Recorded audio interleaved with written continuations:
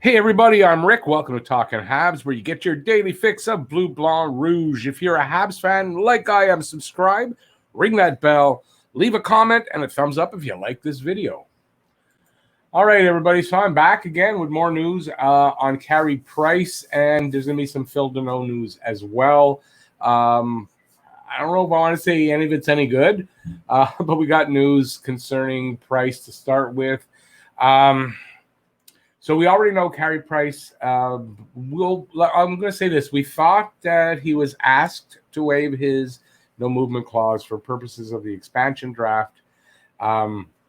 Question was that they had to do this to ask him by Tuesday, or I think he had to waive it by Tuesday, and it should have come out then that that's what happened, but it didn't, and it didn't come out till last night that he waived it, and there's an explanation for it. So let's get right into all these things that I've got here. And this is an article from Frank Saravalli, who writes for, I'm not sure who he writes for, but he's a hockey writer. Sources indicate it was Price's idea to waive his no-move clause. Knowing the uncertainty of his health, the belief is that he did not want to see the Kraken select Allen, himself being potentially unavailable to start the season, thus leaving the Canadiens in a tough spot to fill the void without both of their netminders. The Canadiens themselves waffled on what to do. Sources say Bergevin worked the phones well into Saturday afternoon trying to find a proper return for Allen before ultimately deciding to play the card that Price left him in his back pocket. In fact, the scenario developed late in the week.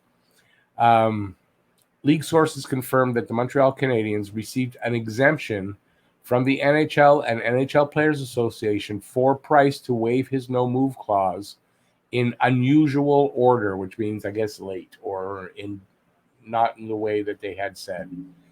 Teams must have asked for a player to waive his no-move clause by Tuesday. The Canadiens did not do so. Price contacted the Canadiens and volunteered after Tuesday and submitted his signed waiver before they were due from all players on Friday evening.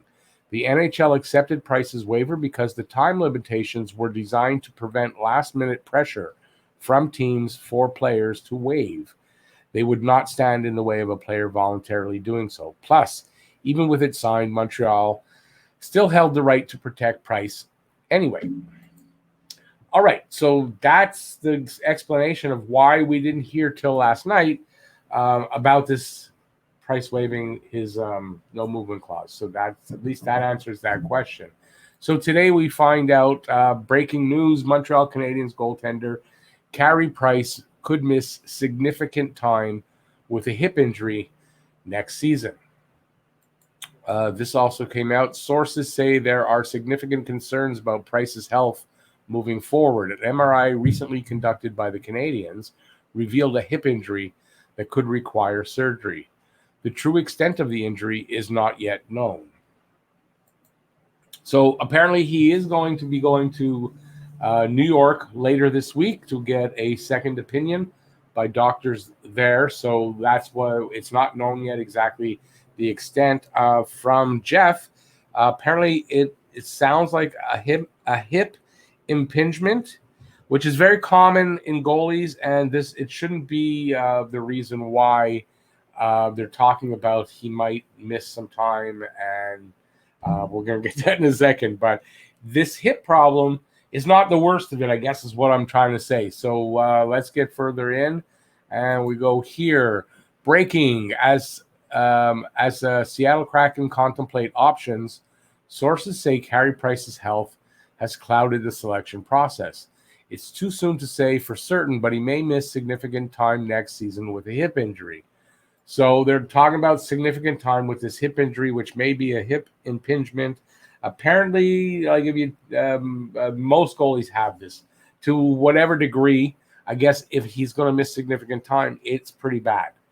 It didn't look like it in the playoffs, I got to give you. So hats off to Price for playing through all this.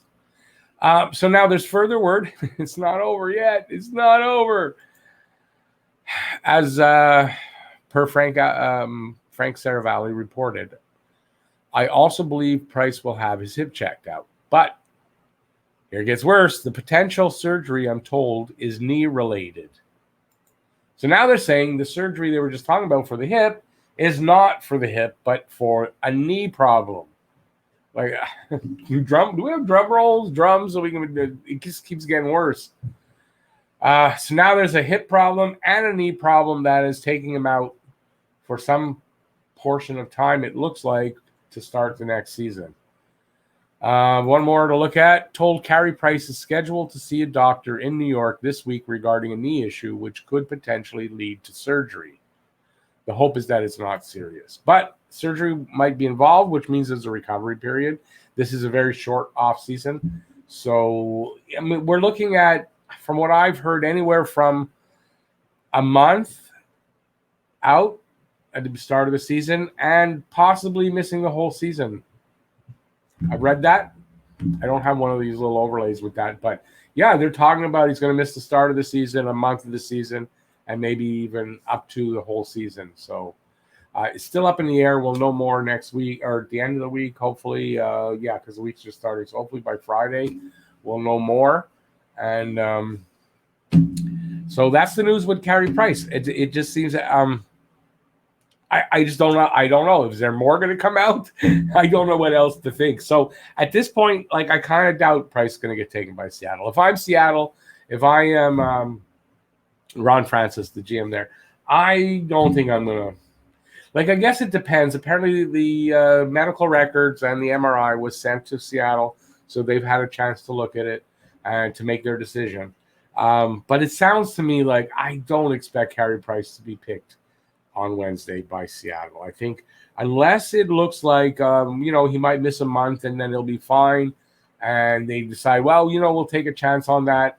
I still, I don't expect him to be picked at this point. So I'm going to go out on a limb and say this. I think from the way it looks like right now, I kind of think it's going to be Brett Kulak. That's going to be my pick right now for who's going to be taken by Seattle. He doesn't make a lot of money. He's a good young defenseman that can slot into, can fit into almost any kind of formation on a young defense on a young team like this. I think that just goes for. And he's signed. I think he's signed for this next season, and then after that, not. I think that bodes well for them taking him over Byron. So I kind of think that they're going to do that to keep the cap down. So I'm going to be doing. By the way, I'm going to be doing a mock draft. I did one. I'll going to be filming it soon. I think cap is going to be really important for them. Let me see now. Oh, I have an outside chance for a player. I think I have an outside chance. I'm going to go out on a limb here. It's based on something I read. Lucas Vedimo, just an outside chance. He's a good young potential forward or promising young forward, not making any more than minimum. And I think with the right chance, he's a guy that could be, I think, a bottom six player on a team like the Kraken. So that's an outside chance, Lucas Vedimo, but I do think it's going to be Brett Kulak. Now, on Phil Danault. So Phil Danault, we all know he turned down – this is what I have here. Okay. We know that he turned down an offer last fall from the Canadiens, I think it was last fall. I'm not sure the timing, of a $5 million average for 6 years. He turned that down. After the season, after the playoffs, Montreal re-offered it to him, apparently. And again, he turned it down. So apparently he's looking for – well, okay, we're going to get into this. This is news now on Phil Danault, and this came out this morning. So I got two things. The fun is just starting. Danault may get signed by Seattle. So it's a possibility Seattle can sign Danault. He wasn't protected. He's a UFA. They can sign him. If they sign him, I believe that counts, as this person does. Now, this is just a regular person like me. We believe that it counts for the pick.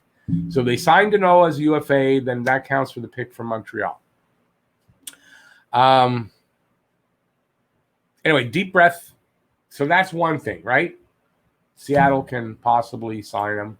But then, not too long ago, this comes out. In the last few hours, Danault's property on the south shore of Montreal has been put up for sale. Moreover, a source close to the case already told the Journal this morning that Danault no longer expected to sign in Montreal. Despite the good services he rendered to the Canadiens during the last playoffs, negotiations between the two camps are at a standstill. According to another source, the Victoriaville native would demand a 5 or 6 year deal that would pay him a salary of around $5.5 million annually. Last September, he turned down an offer of $5 million per season, and he turned it down again in the last couple of weeks.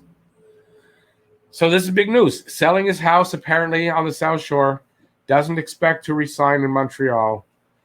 Negotiations with the team are at a standstill, and he's looking for $5.5 million when they offered him $5 million. That's not a big difference, but I guess it means a lot. I'm going to tell you right straight up, I don't know 100% the source. This was sent to me, and I don't know 100% the source here. I think it's a good source, but I don't have the exact person that came from. So here we go. Phil Danault, possibly out of town already. Carey Price, I kind of doubt he's going to get picked by Seattle at this point. There are some good options for Seattle besides Price out there. And I think as far as for a big name and a guy that can really promote the team, I think there's a different option out there that might work better for them. And that's going to be in my mock draft. So hopefully you'll look for that, and that'll come out soon. So, yeah, I mean, it's just big news. It's like all of a sudden, like 4 days ago, we were flying high. Everything's great. We had a great playoff run, made it to Stanley Cup Finals. Sure didn't win the Cup, but, I mean, it was just amazing. Beat the Leafs in the playoffs. And then it was like skidded to a halt because there's a cliff, and it didn't stop fast enough, and we are down that cliff. I don't know what's going on. I do know this. Is it panic time? I doubt it yet. So many things are happening. There's still a lot of time left to panic now. What's the use? There's a lot of time left. There's a lot of time for for more information to come out, to be clarified. It might not be as bad as this. And there's time to sign guys, and who knows who we're going to get. Might be really excited when we hear the first player that Montreal goes after. I mean, so I'm not going to panic, but it just seems to be getting worse, and I'm going to have to laugh at it or else I'm going to cry. Pretty much that's what it comes down to. All right, so I think that's everything I've got for you guys. If I hear anything more, if anything more significant comes out, I'll bring it to you. I'll make another video, but I mean, it's like the third one on this. I don't think I'll need to. And I'll be doing that mock draft video coming up very soon. So hopefully you'll look for that. Give a thumbs up if you like the video. Leave a comment in the comment section about anything in this video that you might want to talk about. And if you're new to the channel, please subscribe, ring that notifications bell. That'll get you your daily fix of Blue, Blanc, Rouge right here at Talking Habs. Thanks for watching, everybody. I really appreciate that. Stay safe out there. Peace out, y'all. And see you on the next one. Hopefully, next one will be better news. Sorry, that's hopefully. Bye, everybody. Have a great one.